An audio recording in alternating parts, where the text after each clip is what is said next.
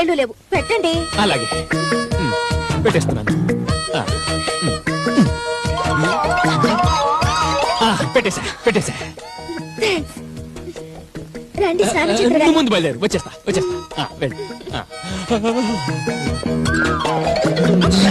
Sorry Manisha, ఆ పూలు నీకోసమే తెచ్చాను, కానీ మధ్యలో ముందే ఇవ్వాల్సింది అక్కకి. దానికి తెలియకుండా సగం నొక్కేసా.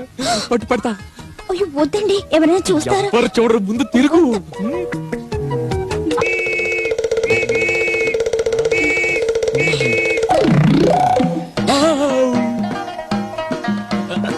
నువ్వు ఇక్కడేం చేస్తున్నావురా?